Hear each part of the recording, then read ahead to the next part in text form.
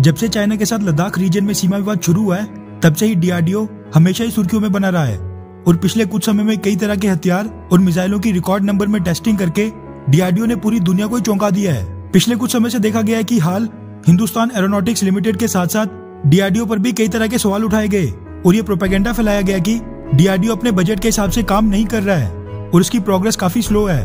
लेकिन फिर भी डीआरडीओ और डीआरडीओ के साइंटिस्ट ने जब कोरोना महामारी के दौरान सभी अपने अपने घरों में बैठे थे, तब भी दिन रात अपना काम जारी रखा। और अगर बस मिसाइलों की बात करें तो डीआरडीओ ने कुछ महीने पहले 45 दिनों के अंदर अंदर 11 अलग अलग प्रकार की नई मिसाइलें टेस्ट करके पाकिस्तान और चाइना दोनों को बैकफुट पर कर दिया था। ठीक वैसे ही आज भी डीआरडीओ कई तरह की नई वेपन टेक्नोलॉजी और हथियारों पर काम कर रहा है, जो कि बस पाकिस्तान और चाइना से लगती सीमा ही नहीं बल्कि भारत की समुद्री सीमा पर भी तैनात होंगे। अब ये तो सबको पता है कि आने वाले समय में वही देश सुपर पावर कहलाएगा जिसकी नेवी सबसे ज्यादा ताकतवर होगी, क्योंकि एयरफोर्स और खासकर आर्मी का इस्तेमाल तो ज्यादातर अपने देश की सीमा को सुरक्षित रखने के लिए किया जाता है, मगर बड़ी और ताकतवर नेवी की मदद से कोई भी देश अपनी समुद्री सीमा के साथ साथ दूसरे देशों के समुद्री क्षेत्र में जाकर उनको भी घेर सकता है। ऐसे में समुद्री क्षेत्र में भारत को कैसे ताकतवर बनाया जाए, इसके लिए भी डीआरडीओ दिन रात काम कर रहा है और उसी मेहनत का नतीजा है डीआरडीओ की नई सैटेलाइट सिंधु नेत्र। आपने खबरों में ये तो सुना होगा कि इसरो ने ब्राजील की अमेजोनिया 1 सैटेलाइट के साथ साथ 18 और भी सैटेलाइट्स को स्पेस में भेजा था।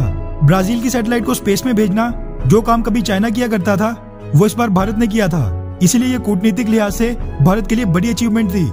लेकिन इसकी चकाचौंध में छुप गई डीआरडीओ की बनाई गई वो सैटेलाइट जिसने भारत की ताकत को कई गुना ज्यादा बढ़ा दिया है। दरअसल Hindustan Times, Zee News, the Economic Times, India Today और कई बड़े बड़े मीडिया हाउसेस के हवाले से मीडिया रिपोर्ट सामने निकल कर आ रही है कि पिछले कल रविवार 10:30 बजे जो इसरो ने आंध्र प्रदेश के श्रीहरिकोटा में स्थित सतीश धवन स्पेस सेंटर से 19 सैटेलाइट्स लॉन्च की थी, उनमें से एक सैटेलाइट सिंधु नेत्र भी थी, जिसको डीआरडीओ के साइंटिस्ट ने डेवलप किया था। आपको बता दूं कि सिंधु नेत्र सैटेलाइट एक सर्विलांस सैटेलाइट है, जिसको खास तौर से इंडियन ओशन रीजन पर नजर रखने के लिए डेवलप किया गया है। सिंधु नेत्र इतनी ताकतवर है कि भारत की ये नई सैटेलाइट चाइना पाकिस्तान से लगती सीमा से लेकर इंडियन ओशन रीजन के 22 देशों के साथ साथ चाइना के घर के अंदर साउथ चाइना सी और अरब देशों के गढ़ गल्फ ऑफ एडन के साथ साथ अफ्रीकन कोस्ट पर भी नजर रखने में सक्षम है, जिसकी वजह से ये सैटेलाइट भारत के लिए बहुत ही बड़ा स्ट्रेटेजिक एसेट बन गया है। क्योंकि इंडियन ओशन रीजन जिस पर आज के समय दुनिया के कई ताकतवर देशों की नजर है, वहाँ पर अब भारत को अचूक बढ़त मिल जाएगी और साउथ चाइना सी से लेकर गल्फ ऑफ एडन पूरे रीजन में अगर पत्ता भी हिलेगा तो भी भारत को पता चल जाएगा।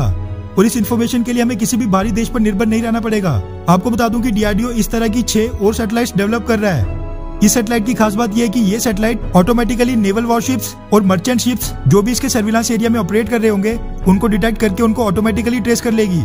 ताजा रिपोर्ट्स के मुताबिक पिछले कल लॉन्च होने के बाद इस सैटेलाइट का ग्राउंड सिस्टम्स के साथ कम्युनिकेशन लिंक पूरी तरह सेटअप हो गया है और ये पूरी तरह ऑपरेशनल है। साथ में आपको ये जानकर और भी ज्यादा गर्व होगा कि सिंधु नेत्र सैटेलाइट को डीआरडीओ के यंग यानी युवा साइंटिस्ट ने बनाया है, जो दर्शाता है कि भारत का भविष्य बिल्कुल सही हाथों में जा रहा है। खैर, डीआरडीओ की इस उपलब्धि के बारे में आपकी क्या राय है, नीचे कमेंट करके जरूर बताएं।